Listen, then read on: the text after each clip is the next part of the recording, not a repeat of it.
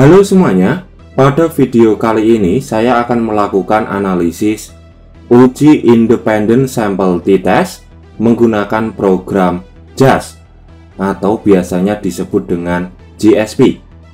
Nah, sebelum saya melakukan praktek di program JASP, alangkah baiknya kawan-kawan semua harus mengetahui tentang konsep dasar dari independent sample t-test.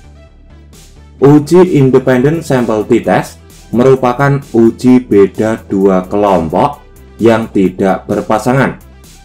Nah, uji independent sample t-test bertujuan untuk mengetahui ada atau tidaknya perbedaan rata-rata dua kelompok yang tidak berpasangan. Dan skala data yang digunakan dalam uji independent sample t-test yaitu data interval atau data rasio. Uji independent sample t-test termasuk ke dalam statistik parametrik, yang artinya asumsi normalitas data wajib terpenuhi. Apabila asumsi normalitas data tidak terpenuhi, maka bisa menggunakan alternatif uji statistik non-parametrik, yaitu menggunakan uji Mann-Whitney. Nah, selanjutnya, selain uji normalitas yang dijadikan syarat wajib dalam uji independent sample t-test, ada uji prasyarat lainnya, yaitu uji homogenitas. Meskipun asumsi dalam uji homogenitas tidak terpenuhi, pengujian statistik parametrik masih bisa dilakukan, asalkan data yang digunakan berdistribusi secara normal. Nah, untuk uji homogenitas sebenarnya bukan syarat mutlak dalam asumsi statistik parametrik. Nah, selanjutnya di sini ada tahapan analisis independent sample t-test menggunakan program JASP. Yang pertama, kita melakukan input data ke program JASP, di mana format file yang digunakan yaitu CSV, bukan Excel. Lalu kita melakukan uji prasyarat, yaitu uji normalitas dan uji homogenitas. Selanjutnya, kita melakukan uji independent sample t-test.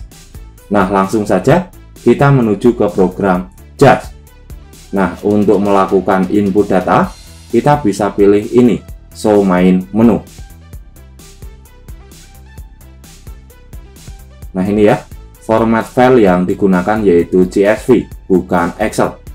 Saya pilih Open. Nah, di sini proses input data sudah selesai, di mana dalam data ini terdapat dua kelompok, yaitu grup 1 dan grup 2. Nah, data kelompok ini akan kita bandingkan menggunakan analisis uji independent sample t-test. Tapi, jika datanya normal. Nah, langsung saja kita lakukan analisis uji independent sample t-test. Caranya, kita bisa pilih t-test. Selanjutnya pilih independent sample t-test. Nah, masukkan variabel data kelompok ke kolom dependent variable. Lalu masukkan variabel group ke kolom grouping variable. Selanjutnya, kita checklist asumsi cek atau uji prasyarat dalam independent sample t-test. Nah, ini ya, normality dan equality of variance. Nah, normality untuk uji normalitas, selanjutnya untuk equality of variance untuk uji homogenitas. Di mana dalam uji homogenitas kita menggunakan metode Levin. Nah, di sini sudah muncul output uji independent sample t-test dan uji prasyarat dalam independent sample t-test. Nah, untuk interpretasi yang pertama, kita akan melakukan analisis uji normalitas data. Nah, diketahui data kelompok 1 memiliki nilai p-value sebesar 0,080. Nilai tersebut lebih besar dari 0,05 atau lebih besar dari alfa 5%. Maka bisa disimpulkan bahwa data kelompok 1 normal, atau data kelompok 1 datanya sudah berdistribusi secara normal. Lalu untuk data kelompok 2 memiliki nilai p-value sebesar 0,130. Nilai tersebut lebih besar dari 0,05 atau lebih besar dari alfa 5%. Maka bisa disimpulkan bahwa data kelompok kedua memiliki distribusi data yang normal. Nah, kedua data kelompok memiliki distribusi data yang normal. Maka bisa diartikan bahwa asumsi uji normalitas data sudah terpenuhi. Nah, setelah kita mengetahui bahwasannya asumsi normalitas data sudah terpenuhi, selanjutnya kita bisa melakukan analisis output uji homogenitas.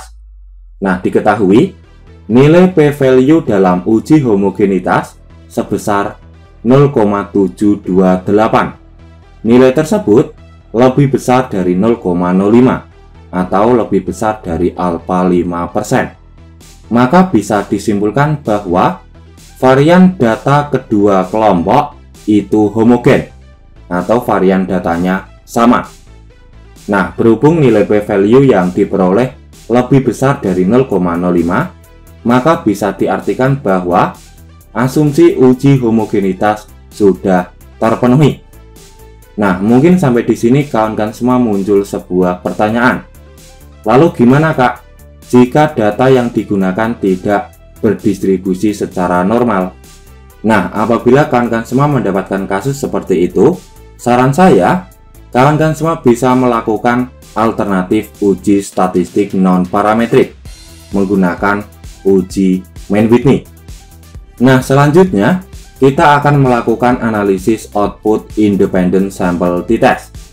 Diketahui nilai p-value yang diperoleh sebesar 0,001. Nilai tersebut kurang dari 0,05 atau kurang dari alfa 5%. Maka bisa disimpulkan bahwa ada perbedaan secara signifikan data kelompok 1 dan data kelompok kedua.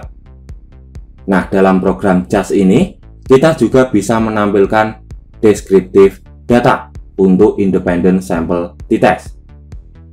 Nah, ini ya. Di sini ada nilai min atau nilai rata-rata tiap kelompok, baik data kelompok 1 ataupun data kelompok kedua. Ya, kurasa cukup sekian penjelasan dan cara praktek bagaimana melakukan analisis uji independent sample t-test menggunakan program JAS. Ya, saya akhiri. Selamat malam dan good luck.